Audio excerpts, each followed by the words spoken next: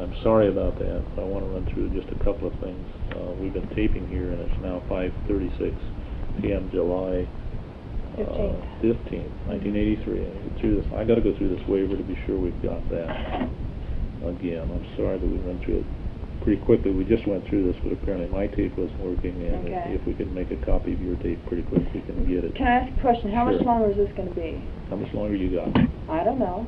Whenever, but if we're going to, on this one, that's what I mean. If we're going to be longer than 10 minutes, he needs to run out and get the other tape out of the car, too. Well, I can give him the tape as far as that goes. That's fine. But apparently the one tape didn't work too well. And maybe yours is and maybe not. Anyway, we did this a minute ago, but let's do it again. So I know that my tape recorder is working. You have a right to remain silent. You understand that. Correct. Anything you say can and will be used against you in a court of law. I know that. You have a right to talk to a lawyer and have him present with you while you're being questioned and when you are required to face witnesses. Yes. If you cannot afford to hire a lawyer, one will be appointed to represent you if you request one. Okay. Got an attorney. Okay. Do you understand each of these rights I've explained to you? Yes, I do. And having these rights in mind, do you wish to proceed without your lawyer? Yes, I do. Okay, and we've been briefly going over what occurred on the night that you and your children were shot. And I believe that was May 19th. Correct. And we've got a drawing here in front of us, and we've gone through the shooting incident, and I won't belabor that any further, but we'll pick up where we were at when you had just thrown the keys over your left shoulder away from the car. Okay.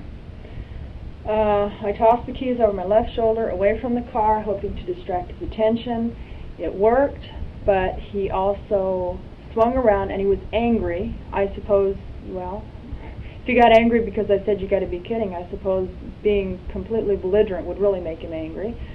And as far as he was concerned, I had thrown away the car because the keys are the car. And he swung around. How did he know you'd thrown the keys? I mean, it was dark, wasn't it? Because, because when I hit the gun, as I said, the keys jingled. When I stuck my hand out. So he knew the keys were in that hand, I guess. I mean, I knew the keys were in that hand. That's what made me think of it. And so it's like faking out a dog. Sometimes it works, sometimes it doesn't. When you throw a stick, okay? It worked. He got angry, though. Well, did he move towards the keys, or he swung his body around? He swung his body around in his head. And he still was standing between you and the car? Yes. Only when he swung away, he stepped towards where the keys were going. Because when you're just standing in one position, you can't just swing without breaking your ankles. Okay? He stepped and swung. And while he swung the gun around and shot twice. He fired twice. And you specifically remember him shooting twice? Yes, I do. Yes, I do. So he must have missed once. I guess so. Because, and I didn't even think that he had shot me the second time or the first time or whenever. I don't know which one got me. One of them did. I didn't realize that I had been shot. It didn't hurt. It felt like he had maybe hit me with the gun again because he hit me, you know, in the hand, which, to be honest, I didn't remember that until, like I said, 4 days later. But I just thought he had hit me with the muzzle or the butt of the gun or whatever. I mean, your mind goes back to movies. You don't know what really happens in real life. Everything is a movie. And when he was swinging around to look at the keys, as I said, my arm didn't hurt, so I shoved him with my right arm and my knee. And I jumped in the car. I don't know if he chased me. I don't know if he fired after me. I don't know if he even fell down because I was gone. I jumped in the car, shoved the keys in the car, and left. Let me ask you this, Diane. Do you have a clear recollection of from the time you stopped until you left? Do you think there's any lapse of memory or anything in that period of time? Only from I stared at Christine. I don't know what happened between the time that she first got shot and he swung back towards me. I don't know who he shot next. I don't know how many times he shot. I can't tell you if he reached all the way in the car or just reached his arm in the car. I can't tell if he climbed in the car completely because all I can remember is seeing Christy with blood gushing out of her mouth and her arms thrashing. But wouldn't you have known if he actually got into the car? No. And I have to be honest with you, I don't. I can't tell you. Okay, can you tell me how long he was there? How long did this episode take? It couldn't have taken more than just a few seconds. Okay, in your judgment? Because he shot Christy so fast, that means he would have shot Danny that fast and Cheryl that fast. His prime motive wasn't to shoot the kids, but to get his point across to me. And Okay. so it wouldn't have taken him long to do what he was doing and then turn back to me. He turned back to you. What did he say then? I want the car. He said, give me your car. Is that the point you first... Give me your car. Yeah, give me your car. Is that the point you first saw the gun? Yes. That is the first time I saw So the gun. you couldn't see the gun when it was being discharged at No. Christie? No. I didn't look at the gun. I don't know if I could see it or not. I didn't look. All I could see was my daughter dying. Christie. Yes. Okay. So the whole episode couldn't have taken a minute? Less than that. Until you 10 were seconds. back going down? Oh, from the time we stopped till we Yeah. left again. Oh, shoot, I don't know how long all that took. Because I stopped, I got out of the car, I spoke with him. It took time for him to shove me back, reach and do what he was doing, reach back out and say what he said to me, and for me to snap and realize what he was saying, and then to shove him. I don't know how long it took. Well, your best recollection or estimation? A couple of minutes. 2 minutes? at the 2, most? 3 minutes. I'm so bad with time. I don't know. I don't know. But there was no break in that sequence? No, In it other wasn't like words, we he sat didn't and had shoot one of the coffee or children and then anything. get out and talk to No. you and then get back in No. or anything like that? Did he walk around the car or anything? No. Were you ever on the opposite side of the car? No, Was any of the children ever out of the car? no. Are you positive of that? Absolutely positive. Okay. One thing Because Christy and Cheryl were in the same position when we got to the hospital as they were when I looked in the back seat to see if they were asleep when I was stepping out of the car. Okay, I think when we talked about the gun, it was on the other tape that wasn't working. It was perhaps Okay. working on your tape, but not Okay. ours. Could you describe the gun again and why you know the difference between an automatic or a semi-automatic and a revolver? The detectives explained it to me. A revolver has a cylinder and a semi-automatic doesn't. And my ex-husband had both. And so I've seen them both. I just didn't know their names. And this gun was a semi-automatic because it didn't have a revolver. It wasn't big enough. It wasn't fat enough to be a revolver. I don't know exactly how big the gun was. I know that it was dark. It was black. Or Okay, blue and or it whatever. Was, and it was dark out that night. Yes, it was. At that time. Could any of the dome light have shone on the gun so you could... Only see enough anything? to see that it was black or blue or whatever. All right. To be perfectly honest, I didn't take the gun into an evaluation. I mean, I didn't stand there and decide what kind of a gun is going to shoot me. I just decided I got to get the heck away from it. Any idea how long the barrel was? No. Long or short? I have no idea because when he Well, you swung say around... your husband had two guns. Correct, I know, but I didn't look at this gun. I don't know if it was long or short. When he swung around, I looked at his face, because I read people, and I look at their eyes.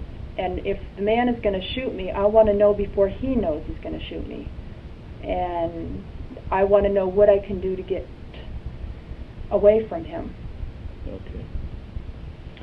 When, after that transpired and you drove off down the road, I know you've been asked these questions before, but I've never talked to you that's before. okay, I know. Did you proceed immediately from there to the hospital? Yes, I did. Okay. Did you make any stops anywhere? No, I didn't. Stop sign? Stop sign, perhaps? okay. Did I detour? No. Did I stop? Yes, I stopped at the stop sign. You continued on north on that same road and Yes. then cut back on to get back to across the bridge. Yeah. Does that sound right? When I came in, Marcola is like this, Mohawk is like this. Oh, God. Go ahead. Marcola goes like that somehow. Old Mohawk goes like that. We entered here, Okay. stopped about in here somewhere, and continued on that way. Okay. And there's a stop sign right here. Okay. I stopped there, and the reason I stopped is because when I was coming up there, I saw headlights from another car, which means somebody had already stopped, and they don't know that we've been shot, and they aren't going to wait for me to go on and run a stop sign. so I stopped. Do you have a clear recollection of driving after you left the scene until you got to the hospital? No, I don't. How did you know then you went fast, slow, or however you went? I don't know. All I know is that I drove fast enough to get there on time. I drove slow enough not to run off the road, which I almost ran off the road at one point.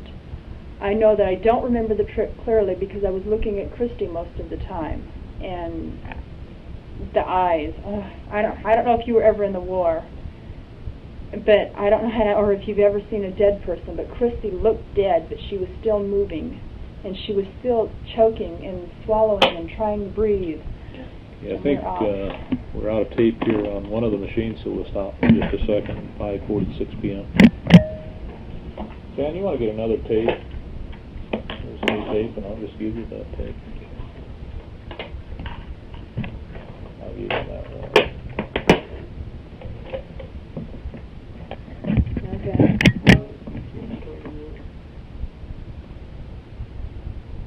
Okay. Ready? Okay, we've got the other tape going. It's still 5:46 p.m. Okay. At some point, the kids and I had been to the beach the Friday before, and I had given all the beach towels back to my mom, but there was one beach towel that had been in the trunk, and I took it out of the trunk earlier that week and put it in the car. And I don't know if it was in the back of the car, if back seat, or if it was in the front seat, if it was on the floorboard, or if it was on I don't know where the beach towel was. But I do know that when I got to the stop sign, the beach towel was wrapped around my arm because my arm was cold, and I looked down to see how much blood I was losing because I didn't want to pass out, because by this time Christy had stopped moving and choking, and Cheryl hadn't made a sound. And I didn't want to pass out because I knew that every second counted. And so I wanted to see how much blood I was losing. Well, it was futile to look because I couldn't see in the dark, and so I still don't know, but I just kept going anyway. The only thing that kept me going was Danny crying. Danny just kept crying. He didn't stop once, just real soft and quiet, just constant crying. And if it hadn't been for Danny, I really think I'd have flipped out and run, because the sight of Christy in the back seat, all the blood and the sounds and the smell, it's terrifying. It's the most terrifying thing you'll ever want to see in your life, and it's your kid. And you know that you should have done something to stop it, but you couldn't. And so I would have run, I think, except for the fact that Danny kept saying, hey, I'm still here and I need help. And I kept going. Okay, what day did you go to the beach? The Friday before, that was the 13th. The same day I got Chrissy her unicorn, Chris and Cheryl and Danny the unicorn. So, and at what point do you actually recall when you put the towel around your arm? No, I don't. Okay, but you know it was not in the trunk, but it Correct. was somewhere in the car. Correct. It was in the car somewhere, because I had taken the towel out earlier that week and put it in the car to take to my mom's. It was my mom's towel, and I was going to take it to her. I just kept forgetting to take it out. There have been numerous media reports, and no one knows exactly what's going on except you out there. There's been some reference that someone got out of the car and walked to the back of the car. Yes. You know what that's all about? No, I don't. I will tell you what I think, and that is Christy being fed something.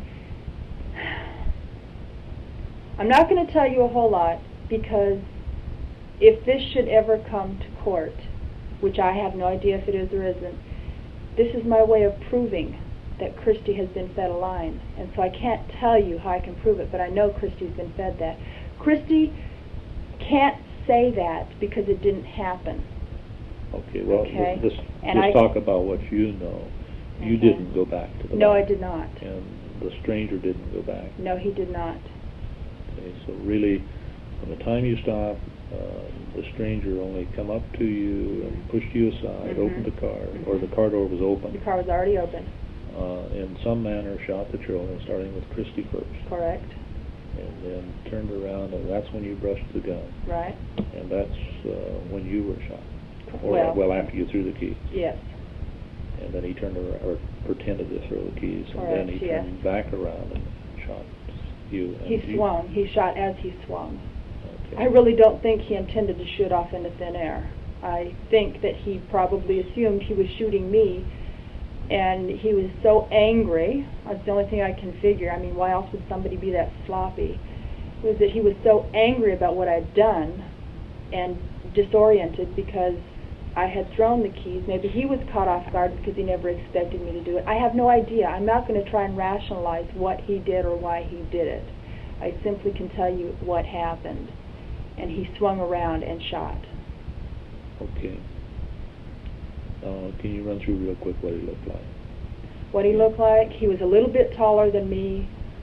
He wasn't huge. My ex-boyfriend back home is 6'1", and to me that's big. He wasn't that big. He was smaller. I don't know height very well. I'm 5'6". So he's between 5'9", 5'10", something okay. like that. He was a little taller than me. He had dark hair. I can't tell you if it was black or if it was brown. It was just dark. Okay. He had a Levi jacket on, blue jeans, a T-shirt, a light colored T-shirt, but not like pure white. I mean, if it was white, it was really dirty. And his hair was cut in sort of a shag. I hate using that term anymore. It's really been played with in the newspaper. It was feathered, let's say. Okay. A shag cut is a feather cut, but they really play havoc with it in the paper. There's been 2 composites, as you're well aware. Yes. The one that you initially done for Detective Tracy, as yes. I understand it, and then the one that was prepared by your brother, my brother, Paul, yes. apparently in the last several days. Right. Which one does he look like? The second one. All right. And if you will talk with Mr. Tracy, if he is being honest, will have to tell you that I said over and over and over again, it's just not quite right. And I couldn't place at the time I'm not an artist, and I couldn't tell him what to do because they had plastic cards. If he had been able to draw, I could say, no, do this here or that there. I tried telling him the face is thinner. So he got a card. Maybe you guys just don't have enough little cards in your file. I don't know. But the next card he pulled out was really thin, and then he looked scrawny, skinny. And I said, no, he wasn't scrawny, skinny. He was average. I mean, he was just average all the way around. And then he said, we just went through this whole thing, and finally he became irritated, saying, do you really think you know what he looks like? And I said, well, yeah, I do, but you just haven't got the right little cards. And we went over this, I don't know how long, 20, 30 minutes. And finally, I just said, fine, just leave it at that. The eyes, nose, and mouth are right.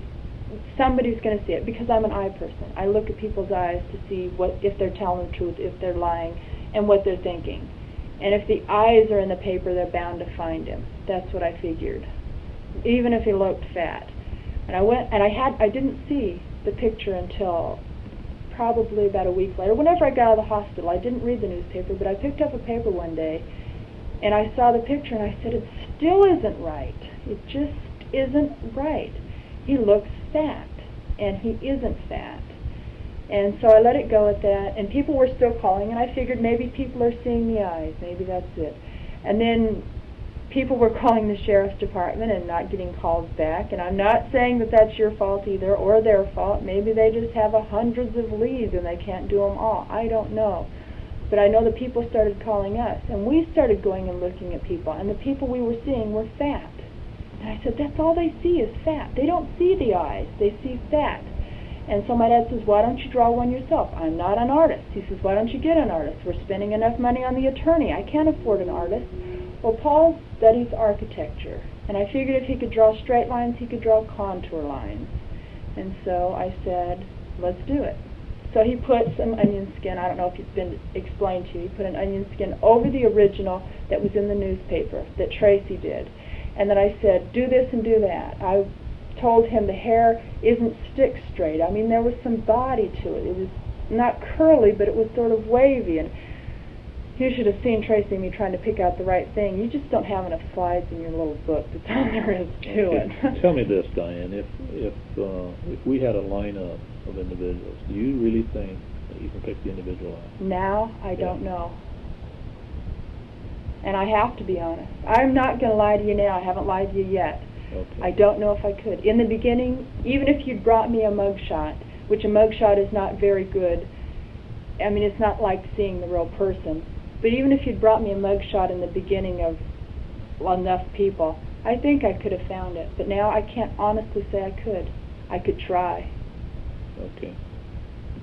So if we are able to put together a lineup, do you think that possibly?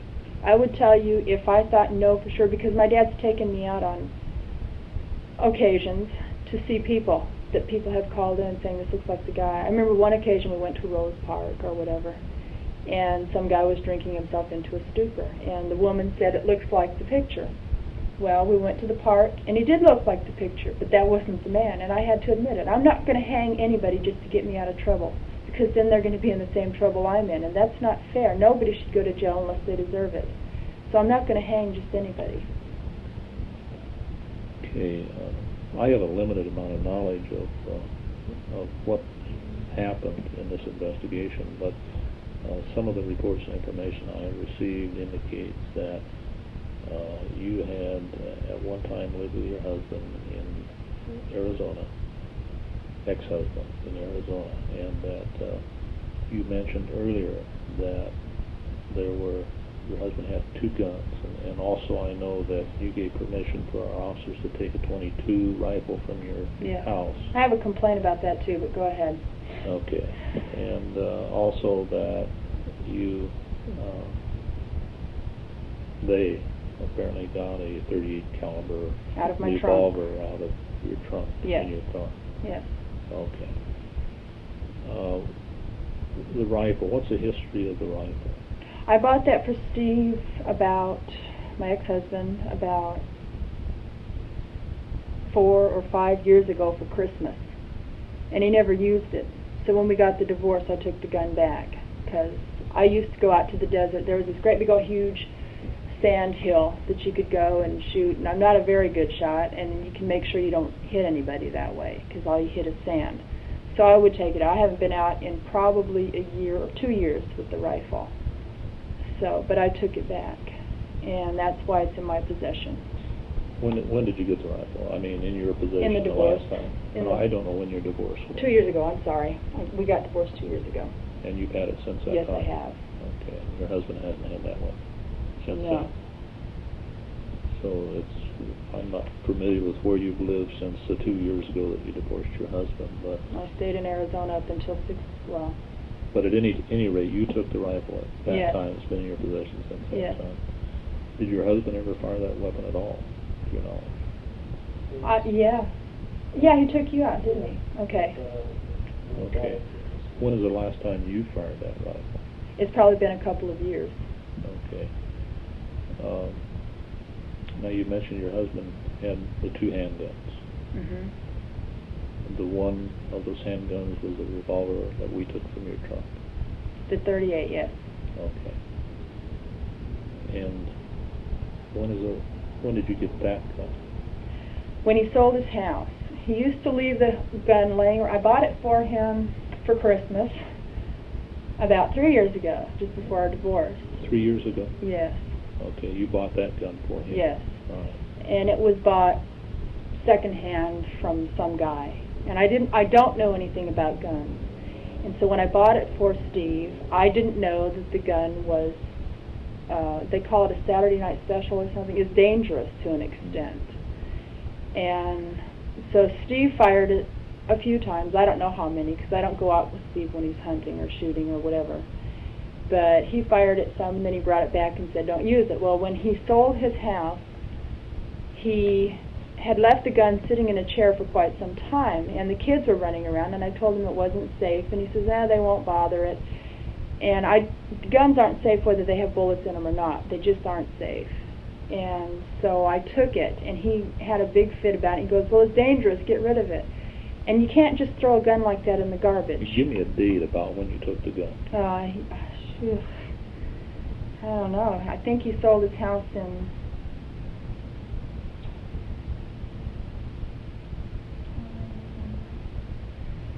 Oh, well, I don't know. October? I really don't know. It's whenever he sold his house. I think it was in October. Of what year? 82. Okay. Okay. So about October 82, you had the second gun in your possession? Yes. Okay. Okay, and the reason I took it is because I didn't want it laying around for the kids to get hurt. He told me to get rid of it, you can't just throw it away, because if it is as dangerous as he said, he could kill somebody. And so I locked it in the trunk because, well, at this time it was a little Ford Fiesta, and I locked it in the back of that. And then when I got my red car in February, I put the gun in the trunk then. So if you're wondering how long the gun has been in that car, since I got it, February. Since I got the car. Yes. Okay, so you transported those two guns from Arizona to Oregon when yes. you moved up. And as I understand it, you'd been here, how long before the shooting occurred? April 4th. Okay, and you came directly up here from Arizona? Yes. Now, you mentioned your husband had another weapon. Yes. The automatic. Yes. Similar. When was the last time you saw that weapon? Just before I left. Where was that weapon? I put it back in Steve's truck. Okay, you had that weapon at that time? Up until just before I left, about a week. In April? Yes. No. March. Sorry. I got it right down. I can't remember the dates. March? Okay. Yes. Sometime in March, because April 2nd is when I left, and I put the gun back in his truck a week or a week and a half before that. About a week and a half before that. So. Okay, and now that gun is a 22 handgun. Okay, is it the automatic or the revolver style? Automatic. Okay, have you ever fired that weapon? Once. When was that? That was in September. In September, Steve beat me up really, really bad. Of 82? Yes. The first week in September. And I've been afraid of Steve for many, many, many years. And when he beat me up, that made me a little bit more afraid of him. Okay, he came to my house and was, it was just like a week or two later, I guess. And he came in the house and he was going to do something violent again. I don't know if he was going to beat me up. That's the first time he ever really beat me up. He used to just shake me and throw me down. And so I didn't know what he was going to do. So I went in the bedroom and shut the door. And I grabbed the gun and I went in the bathroom. Now, Steve has a way of depressing me to the point that I don't even want to live. I would just rather be dead than be with him.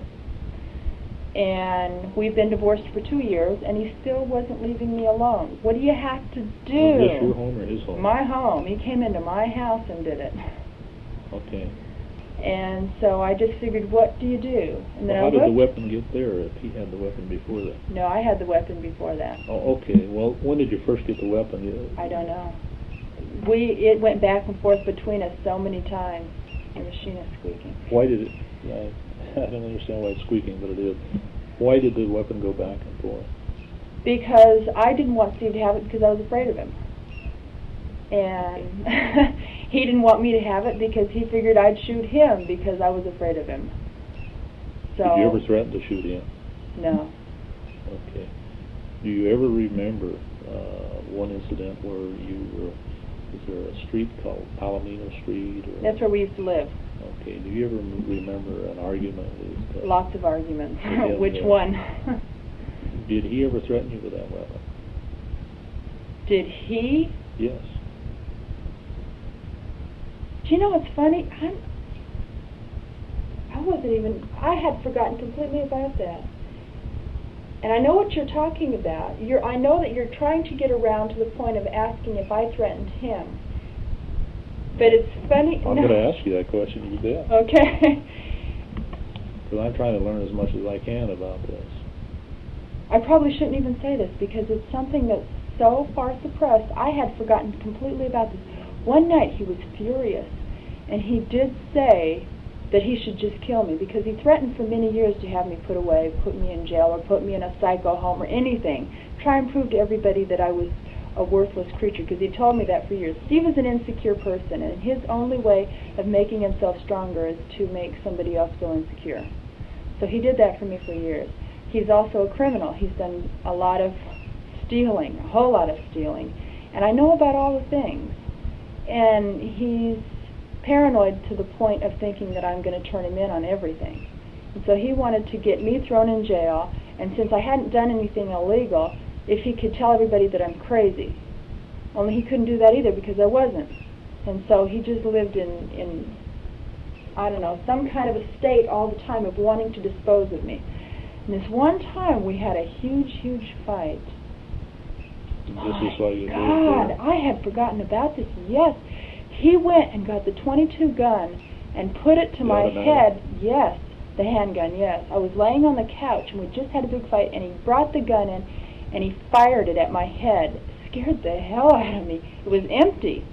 But it scared me because, like I said, guns are dangerous whether they're loaded or not. Did it click or it Yes. didn't go off? No, it clicked, and it scared because my back was turned and I didn't know he was doing it. And I turned around and it was right there. Oh my God. Do you know, you're the first person I have, no, you're not the first person I've told, but you're the first person I've told in a long, long time. I told my girlfriend about it, and I told somebody else about it right after that. About when did that occur? That was just before our divorce. That's when I decided I got to get out of here. Approximately 2 years ago. Yeah, it was 2 years Okay. ago. So I How long figured he's had the getting gun crazier been- and crazier. Okay, how long had the gun been going back and forth before that time? Or you were married then, so it's still there? How long had he had the gun? Or you I had don't the know. gun? I don't know.